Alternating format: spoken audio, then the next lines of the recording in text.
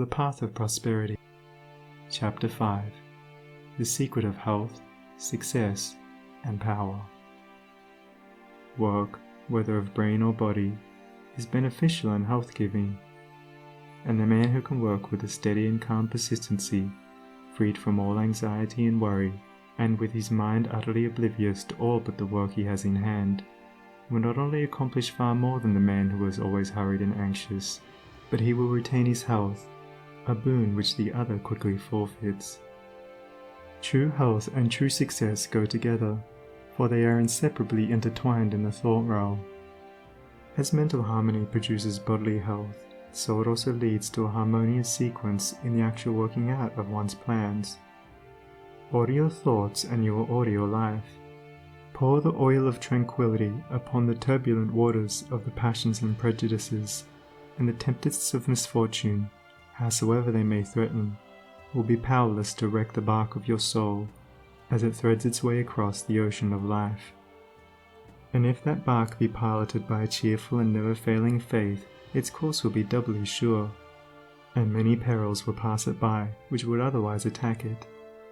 By the power of faith, every enduring work is accomplished. Faith in the Supreme, faith in the overruling law, faith in your work, and in your power to accomplish that work. Here is the rock upon which you must build if you would achieve, if you would stand and not fall.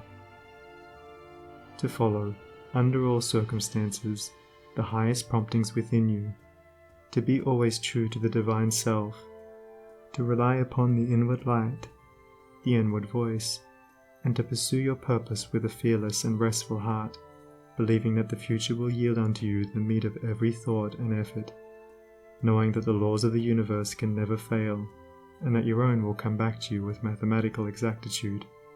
This is faith, and the living of faith. By the power of such a faith, the dark waters of uncertainty are divided, every mountain of difficulty crumbles away, and the believing soul passes on unharmed. Strive, O reader, to acquire, above everything, the priceless possession of this dauntless faith, for it is the talisman of happiness, of success, of peace, of power, of all that makes life great and superior to suffering. Build upon such a faith, and you build upon the rock of the eternal, and with the materials of the eternal, and the structure that you erect will never be dissolved, for it will transcend all the accumulations of material luxuries and riches, the end of which is dust. Whether you are hurled into the depths of sorrow, or lifted upon the heights of joy, ever retain your hold upon this faith, ever return to it as your rock of refuge, and keep your feet firmly planted upon its immortal and immovable base.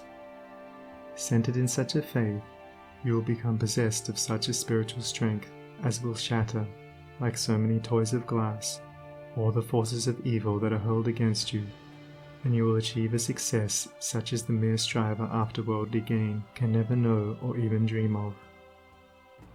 If ye have faith, and doubt not, ye shall not only do this, but if ye shall say unto this mountain, Be thou removed, and be thou cast into the sea, it shall be done.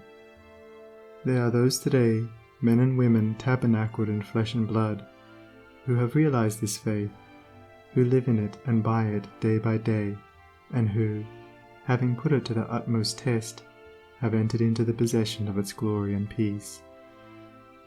Such have sent out the word of command, and the mountains of sorrow and disappointment, of mental weariness and physical pain have passed from them, and have been cast into the sea of oblivion. If you will become possessed of this faith, you will not need to trouble about your success or failure, and success will come. You will not need to become anxious about results, but will work joyfully and peacefully, knowing that right thoughts and right efforts will inevitably bring about right results. I know a lady who has entered into many blissful satisfactions, and recently a friend remarked to her, "Oh, how fortunate you are. You only have to wish for a thing, and it comes to you." And it did, indeed, appear so on the surface, but in reality all the blessedness that has entered into this woman's life is the direct outcome of the inward state of blessedness which she has, throughout life, been cultivating and training toward perfection. Mere wishing brings nothing but disappointment. It is living that tells. The foolish wish and grumble, the wise work and wait.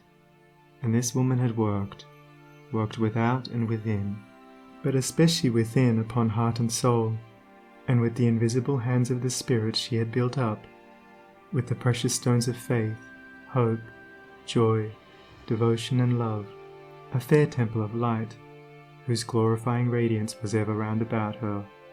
It beamed in her eye, it shone through her countenance, it vibrated in her voice, and all who came into her presence felt its captivating spell. And as with her, so with you. Your success, your failure, your influence, your whole life you carry about you, for your dominant trends of thought are the determining factors in your destiny. Send forth loving, stainless, and happy thoughts, and blessings will fall into your hands, and your table will be spread with the cloth of peace.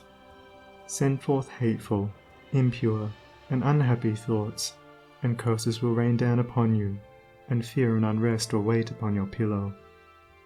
You are the unconditional maker of your fate, be that fate what it may. Every moment you are sending forth from you the influences which make or mar your life. Let your heart grow large and loving and unselfish, and great and lasting will be your influence and success, even though you make little money. Confine it within the narrow limits of self-interest, and even though you become a millionaire, your influence and success at the final reckoning will be found to be utterly insignificant. Cultivate, then, this pure and unselfish spirit, and combine with purity and faith, singleness of purpose, and you are evolving from within the elements, not only of abounding health and enduring success, but of greatness and power. If your present position is distasteful to you, and your heart is not in your work, nevertheless perform your duties with scrupulous diligence, and whilst resting your mind in the idea that the better position and greater opportunities are waiting for you, ever keep an active mental outlook for budding possibilities, so that when the critical moment arrives and the new channel presents itself, you will step into it with your mind fully prepared for the undertaking, and with that intelligence and foresight which is born of mental discipline.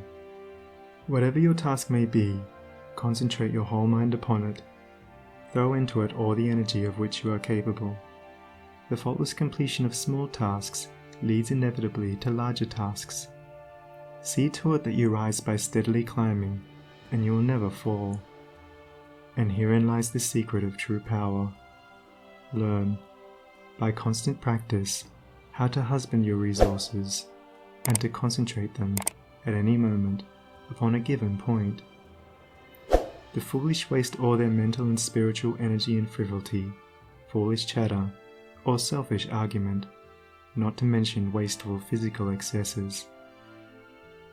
If you would acquire overcoming power, you must cultivate poise and passivity.